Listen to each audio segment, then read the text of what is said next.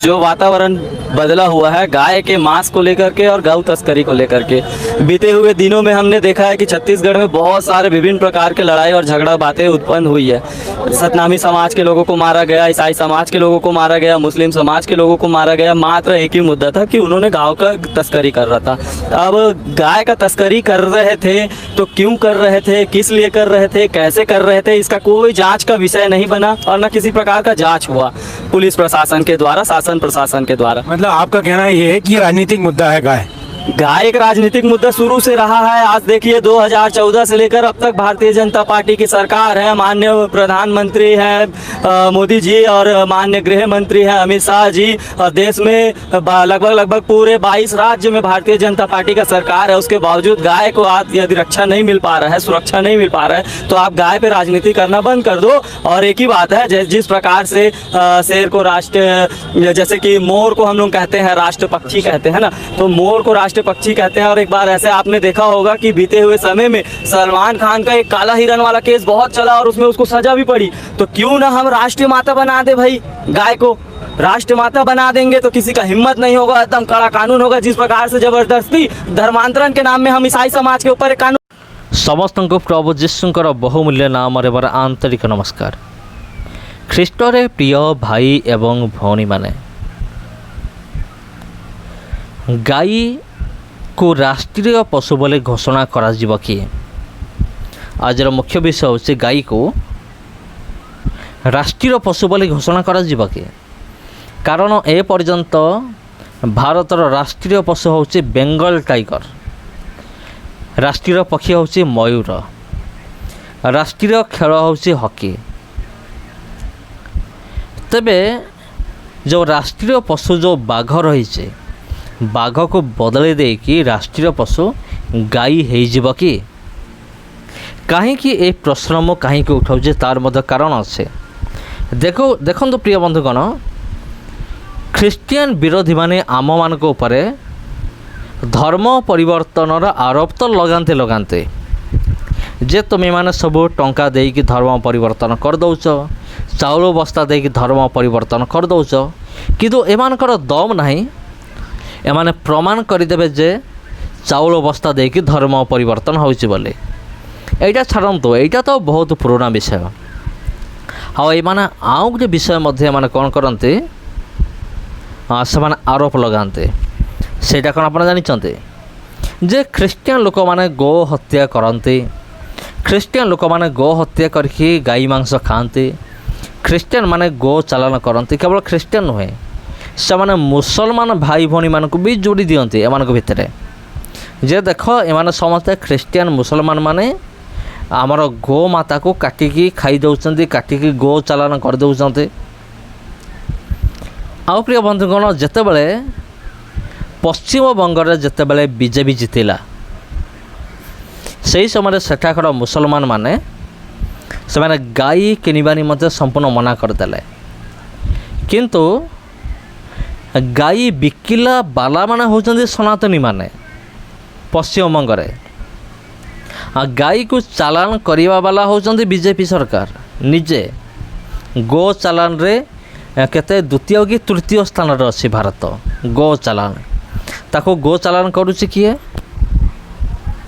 सरकार निजे करूचंते। वर्तमान आउ गोटे आईन भी बाहर करिचंते जे गो माता को 14 वर्ष पर्यंत तुम्हें किसी करिबा नै, से होचे गो माता। किंतु 14 वर्ष हैला परे गाई को तुम्हें ताको बिक्री करि परिबो।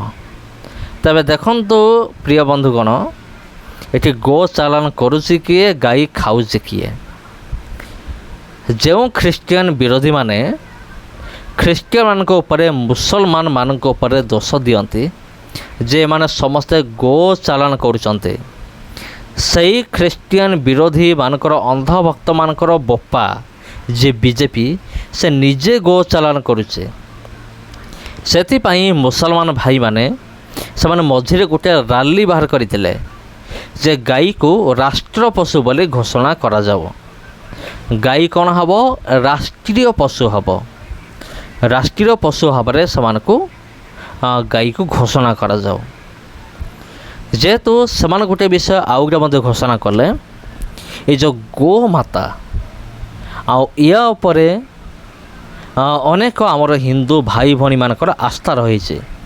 ସେମାନଙ୍କର ଆସ୍ଥାକୁ ଭାଙ୍ଗିବା ଉଚିତ ନୁହେଁ।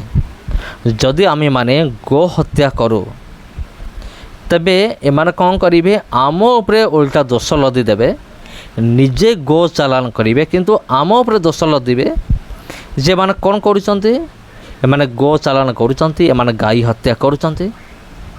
ତେଣୁ ଆମର ଗାଈ କିଣିବାର ନାହିଁ କି ଗୋ ହତ୍ୟା କରିବାର ନାହିଁ। ମୁସଲମାନ ଭାଇମାନେ ପୁରା ସିଧା ସିଧା ମନା କରିଦେଲେ ଏମାନେ କରିବେ ନାହିଁ। କିନ୍ତୁ ବିକିଲା ବାଲାମାନେ ହେଉଛନ୍ତି ସନାତନୀମାନେ, ହିନ୍ଦୁମାନେ, ପଶ୍ଚିମବଙ୍ଗର ହିନ୍ଦୁମାନେ। ସେମାନେ କ'ଣ କରନ୍ତି, ସେମାନଙ୍କର ଗାଈ ଯେତେବେଳେ ବୁଢ଼ା ହୋଇଯାଏ ସେତେବେଳେ ସେମାନେ ବିକ୍ରି କରିଦିଅନ୍ତି। ଆଉ ମଝିରେ ଜଣେ ଯୁବକ ଜଣେ ସେ ନିଜ ଭଉଣୀର ବାହାଘର ପାଇଁ ଟଙ୍କା ଦରକାର ଥିଲା, ସେଥି ନିମନ୍ତେ ସେ ନିଜ ଗାଈକୁ ବିକ୍ରି କରିବା ପାଇଁ ଆଣିଥିଲା ମାର୍କେଟକୁ। ଯେତେବେଳେ ମୁସଲମାନ ଭାଇମାନଙ୍କ ପାଖକୁ ଗାଈକୁ ଆଣିଲା, ମୁସଲମାନ ଭାଇମାନେ ଡାଇରେକ୍ଟ ମନା କରିଦେଲେ ଯେ ଆମେ ତୁମ ଗାଈକୁ କାଟିବୁ ନାହିଁ, କାରଣ ଇଏ ହେଉଛି ତୁମର ଗୋମାତା, ଆମେ ତୁମ ଗାଈକୁ କିଣିବୁ ନାହିଁ, କାଟିବୁ ନାହିଁ, ତେଣୁ ଗାଈକି ତୁମେ ଫେରାଇ ନିଅ। କେବଳ ସେତିକି ନୁହେଁ, ଯେ ମୁସଲମାନ ସମ୍ପ୍ରଦାୟର ଯେତେ ବି ଲୋକ ଅଛନ୍ତି ପଶ୍ଚିମବଙ୍ଗରେ ସମସ୍ତଙ୍କ ପାଖକୁ ଖବର ପହଞ୍ଚିଗଲା ଯେ କୌଣସି ମୁସଲମାନ କୌଣସି ଗାଈ କିଣିବ ନାହିଁ କି କାଟିବ ନାହିଁ। ତେଣୁ ଏଇ ଯେଉଁ ଅନ୍ଧଭକ୍ତମାନେ ନିଜର ଗାଈକୁ ଧରିକି ସେମାନେ ଯେଉଁ ଜାଗାକୁ ବି ଗଲେ, ଯେଉଁ ପଠାଣ ପାଖକୁ ବି ଗଲେ, ସେ ମୁସଲମାନ ବ୍ୟକ୍ତି ଜଣକ ପୁରା ମନା କରିଦେଲେ ଯେ ଆମେ ମୁସଲମାନ ସମାଜ, ଆମେ ଶପଥ ନେଇଛୁ ଆମେ ଗୋ ହତ୍ୟା କରିବ ନାହିଁ, ଗାଈକୁ କାଟିବ ନାହିଁ। ତେବେ ଏଠାରେ ପ୍ରଶ୍ନ ରହିଲା, ଏତେ ସବୁ ବିଷୟ ହେଲା ପରେ ମଧ୍ୟ ଗାଈକୁ ରାଷ୍ଟ୍ରୀୟ ପଶୁ ବୋଲି ଘୋଷଣା କରାଗଲା ନାହିଁ କାହିଁକି? ଏହାର ମଧ୍ୟ ବହୁତ ବଡ଼ କାରଣ ଅଛି। ପ୍ରିୟ ବନ୍ଧୁଗଣ, ଦେଖନ୍ତୁ, ଯଦି ଗାଈକୁ ଯଦି ରାଷ୍ଟ୍ରୀୟ ପଶୁ ବୋଲି ଘୋଷଣା କରିଦିଆଯାଏ ତେବେ ଅନ୍ଧଭକ୍ତମାନଙ୍କର ମାନେ ବିଜେପି ସରକାରର ହିଁ ଲସ୍ ହେବ, ଆଉ ଯେଉଁମାନେ ଗୋ ଚାଲାଣ କରୁଛନ୍ତି ସେମାନଙ୍କର ଲସ୍ ହେବ। ଏହା ହେଉଛି ବହୁତ ବଡ଼ ପଲିଟିକ୍ସ ଆଜ୍ଞା। ଅନ୍ଧଭକ୍ତମାନେ, ବିରୋଧୀମାନେ ସିନା ଏ କଥାକୁ ସେମାନେ ଜାଣିପାରୁନାହାନ୍ତି, କିନ୍ତୁ ମୁଖ୍ୟ ବିଷୟ ହେଉଛି ବିଜେପି ସରକାରଙ୍କର ବିଜନେସ୍ ବନ୍ଦ ହୋଇଯିବ, ମାନେ ଗୋ ବେପାର ବିଜନେସ୍ ବନ୍ଦ ହୋଇଯିବ। ସେଥିପାଇଁ ବିଜେପି ସରକାର ଚାହୁଁନାହାନ୍ତି ଯେ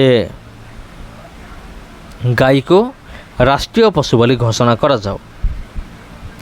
ସମସ୍ତଙ୍କୁ ପ୍ରଭୁ ଯୀଶୁଙ୍କର ବହୁମୂଲ୍ୟ ନାମରେ ମୋର ଆନ୍ତରିକ ନମସ୍କାର। ପ୍ରିୟ ବନ୍ଧୁଗଣ, ଆଜି ପାଇଁ ଏତିକି। ପୁଣି ଥରେ ଭେଟ ହେବ ଆପଣଙ୍କ ସହିତ ଆଉ ଗୋଟେ ଭିଡ଼ିଓରେ, ଆଉ ଗୋଟେ ଅଧ୍ୟାୟରେ। ନମସ୍କାର।